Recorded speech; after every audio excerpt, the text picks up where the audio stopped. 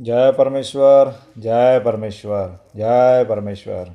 आज गांव सिरिसा में जो ये खुदाई के दरमियान मूर्तियां निकली है और तो गांव वाले अचरज में पड़ गए।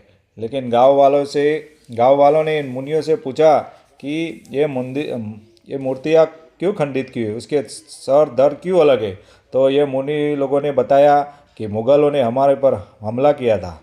तो हमला किस वजह से किया था, तो ये सच नहीं बताएंगे और झूठ बताएंगे। इसीलिए अनोपदाजी महाराज इनकी सच्चाई को पेश कर रहे। इनकी सच्चाई क्या है, ये किताब अनोपदाजी महाराज ने बनाई है। जो इसका स्वरूप मैंने वीडियो पर डाला है, तो एक बार इस किताब को पढ़ के अपनी अपनी औलाद बचाने के लिए बंदोबस्त करें और देखो ये क्या बोल रहे हैं और अनोपदाजी महाराज क्या बयान करते हैं। इनके पापों को परमेश्वर के लेखे जाहिर करते हैं। तो मैं पेज पढ़ता हूँ, तो ज़रा सुनो। पेज नंबर 57 का पढ़ रहा हूँ, ऊपर से तीजी लाइन।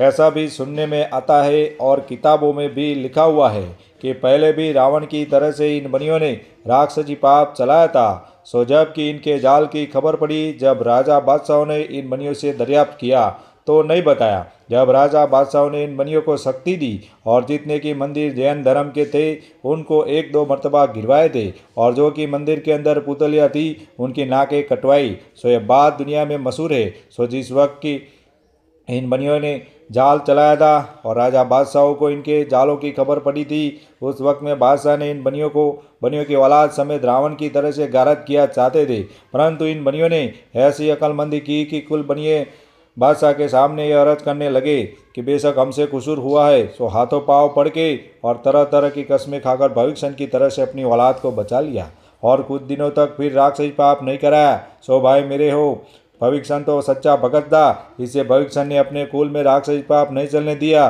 परंतु इन बनियों ने तो फिर चला दिया। और पहले इन बनियों को बादशाह ने इस गरज से नहीं मारा था कि इन्होंने हाथों पाँव पड़ के माफ़ी चाही थी और यह वायदा कर लिया था कि कभी राक्षसी पाप नहीं कराएंगे। सो बादशाहों ने इन बनियों का एतबार करके छोड़ दिया था, जिसकी वजह यह है कि संसार के आधे लोगों ने यह कहा इन काफिरों को मार दो और संसार के आधे लोगों ने यह कहा कि मत मारो।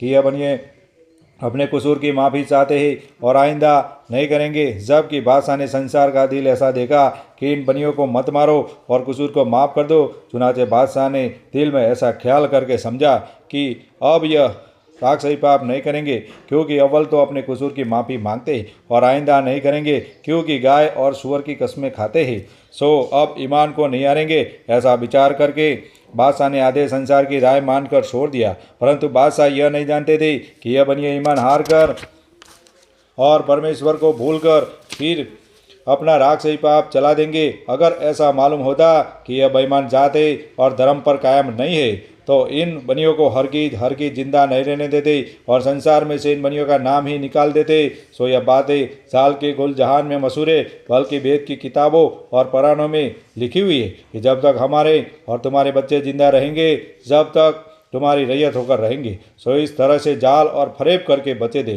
परंतु राजा बादशाह ने ऐसा ख्याल नहीं किया कि जो सब खेती बाड़ी करते हैं वो सब हमारी रैयत है। परंतु ये बनिए लोग हमारी रैयत क्यों कर हो गए, क्योंकि इनके तो अनेक तरह के जाल हैं। क्योंकि जब हम काफरों को छोड़ देंगे तो यह बनिए हमारे गुजर जाने के बाद फिर काफरी पाप चला करके हमारे बाल बच्चों को और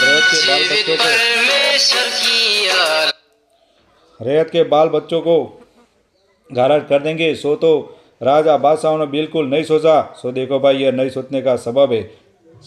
जय परमेश्वर, जय परमेश्वर, जय परमेश्वर।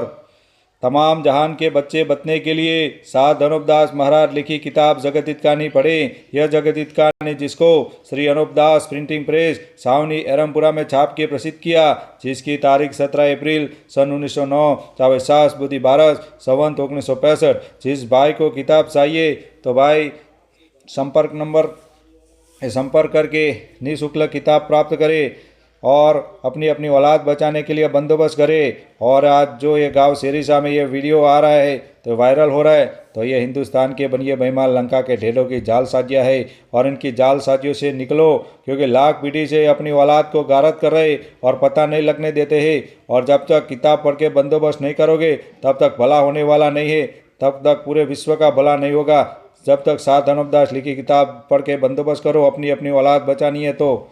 जय परमेश्वर देवता लोगों, जय परमेश्वर, जय परमेश्वर, जय परमेश्वर, जय परमेश्वर, जय परमेश्वर, जय परमेश्वर।